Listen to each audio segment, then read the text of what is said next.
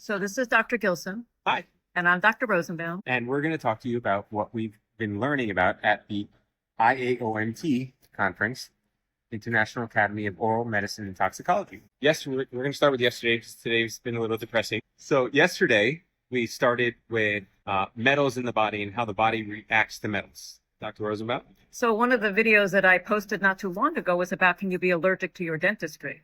But apparently you can be allergic to all kinds of things that get implanted into your body. And that if you have, for example, a broken ankle and you get plates put into the ankle and there's metal in there, it can react with any metal that's in your mouth and changes the electrical amounts in your body. So we're electrical beings. Our heart's based on electricity. Our nerves are based on electricity. And if we provide other electricity or interfere with that electricity, there are reactions that happen in the body that are resolved when people remove those pieces of metal, whether it's in your mouth or your ankle.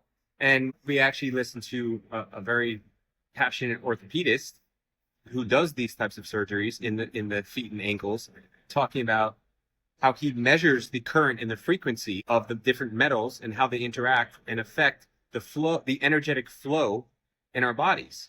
He will literally put one electrode on a crown in someone's mouth or an amalgam filling, and then on the metal in their foot and see the frequency. And then when they take out the metal from either place, measure it, how the frequency dramatically changes, drops. So that was very impactful because that's not something that anybody can just do on people. No. Test these things. And there were dramatic changes in people's physical feelings. They were aches and pains and all kinds of other dramatic changes that they experienced with the removal of those electrical impulses in their systems, whether it was lack of sleep, whether it was exhaustion, whether it was tired, whether it was all kinds of different reactions, really. And within a very short period, I mean, within one day, in some cases, like you told the story about a woman that couldn't lift her arm up over her head. And then after the surgery, the next day, she was able to bring her arm. I mean, it just things that are irrefutable and that it had a direct correlation. They're irrefutable unless you're in the profession and then you don't believe what he has to say, which is why it's so wonderful that he actually had validation using an electrical measuring device that nobody would have believed it if we hadn't seen it with our own eyes. And we got to see it with our own eyes, which is one of the things I love about this organization. First of all, there's always something to learn new in dentistry, which I'm also grateful for, that people are always investigating and asking questions and not taking things for granted. And so it changed the way I really looked at implants in general. Yeah. And then what was one of the other lectures? The was it neuropath or neuropathy? No, was it He does neural therapy.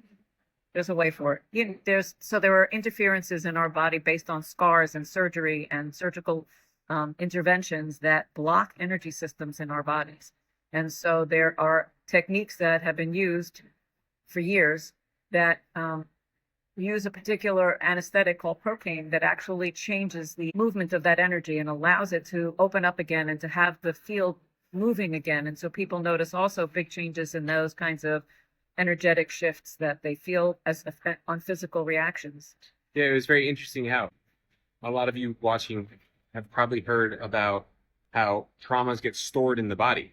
And these scar tissues that he would inject this anesthetic into and then inject ozone release this energetic frequency in the body, and people can heal that way, but they have the emotional response in those moments sometimes, which is pretty astounding. That's not something I was too familiar with when I listened to him talk yesterday.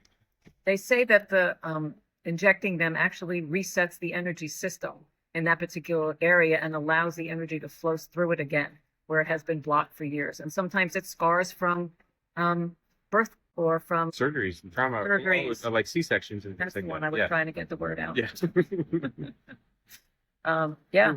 Well, we also had some surgical lectures yesterday talking about different surgical types, and obviously titanium implants, zirconia implants, PRF, which is basically when we draw some blood from somebody and spin it in a centrifuge and concentrate the platelets and the healing factors in the blood, and how these can be used in surgeries, which is something we actually already do at the office to help promote healing and reduce inflammation and help integrating of the different bone grafting materials. which is another lecture that we listened to. Yes, we did. We listened to quite a few lectures yesterday, but that was a big one. And there was a lot of controversy, even amongst the practitioners, about what was the best choice.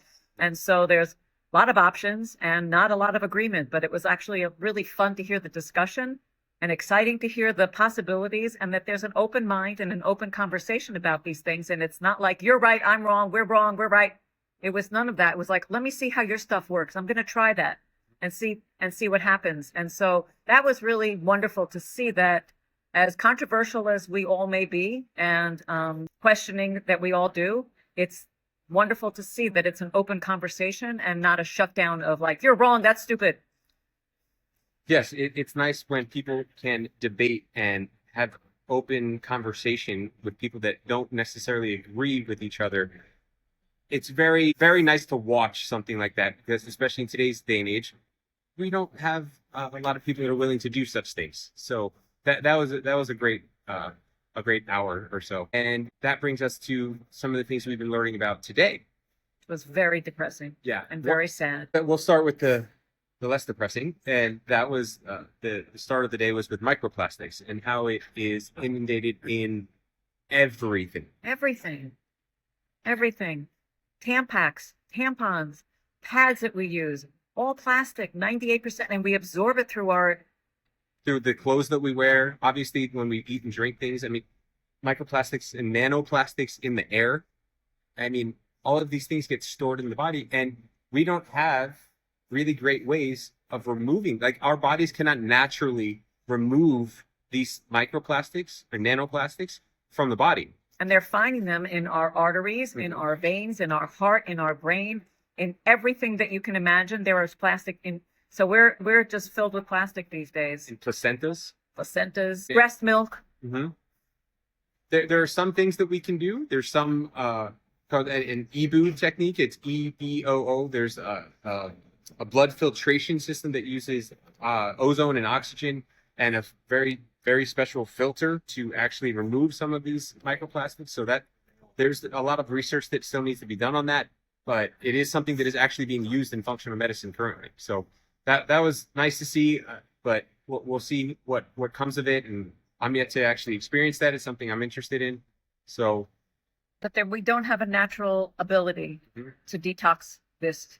There's no way that we're getting it out of our systems easily or naturally. And so that's a challenge that we all are facing, because it's everywhere. It's in our oceans, it's in the air, it's everywhere. Our clothing. Yeah, that was the impactful thing for me. That although those water resistant and sweat wicking materials, those are all plastics. Yeah. And that's just terrible. And the best thing that we can do for ourselves is to just avoid these materials altogether. That's really what it comes down to. And that they say that a bottled water is filled with plastic. If it's in a plastic bottle, it is absolutely filled with plastic. Hundreds of thousands of particles. Yeah. And something like orange juice, which has an acidic quality to it, and it's packaged, you say it's in cardboard, but what is the cardboard lined with? It's lined with plastic. And so the acidity of that will actually increase the amount of concentration of plastic in those products. Same thing with hot liquids, or take out food trays. Yeah. Especially putting them into the microwave, but even just putting hot food in it, just terrible. So that was not a happy seminar this morning either. No. And then the next one, Andy Wakefield. Yeah. Dr. Andy Wakefield, who was a researcher in England. He lost his license, he lost his practice, he lost everything, and moved to the United States, and testified in front of the Congress, in an attempt to change vaccination protocols. One of his theories that was debunked or not listened to was about how measles vaccine actually precipitated Crohn's disease and ulcerative colitis. Because he was a gastroenterologist. Right. So that's the important part. And he was looking at the pathology of these pieces of our bodies that they would remove and evaluate, and he would say all of a sudden it would just stop. It didn't make sense. If this is a real virus or a real issue, it would have run through the entire thing. He said, but it just lasted a short amount and then it was gone. And it just didn't make sense to him that this is how it would manifest in the body. And so he started to question these kinds of things, and he was able to isolate actually measles cells in some of these pieces of pathology. But he was debunked and dismissed. Yes, unfortunately, but he has created several different documentaries, which I implore you to look up his name and check out these documentaries because they are, I haven't watched them yet, but very informative from what he was describing, and I'll make sure they're linked below so you see the names of some of them. Yeah, it was very touching and very moving and very sad. And he put up information how the United States, one of the surgeon generals who was an acting surgeon general at the time, made it clear that you couldn't sue vaccine companies for any harm. You couldn't investigate it. You weren't even allowed to speak about it negatively without being questioned and debunked again. Yeah, that was actually with the polio vaccine. They came out with a statement that any information that was speaking against the polio vaccine was to be disseminated. So that was a depressing one, but we've been learning a lot and enjoying it, meeting a lot of great people, and seeing some wonderful people that we've already known. And we went shopping. Yes, we went shopping. We bought a few things for the office, which are great. Happy to have some new toys to help everybody. Mm-hmm. We're not good for each other in terms of shopping because I'll say, do you want to buy this? And he'll say yes. And then he'll ask me, do you want to buy this? And I'll say yes. And so we just bought a lot of stuff today. Yeah, it's okay. It's okay. Like I said. Okay. Any closing remarks for now? I'm grateful that there are people asking these questions and open for discussions. I really am. Yeah, it's important to keep the conversation going on all of these topics. And one of the things I always say is that I approach things with an open mind, and I'm always willing to change my mind given new information. But are the other people willing to do the same? That's the question I always have. That's a good question. All right. Thank you.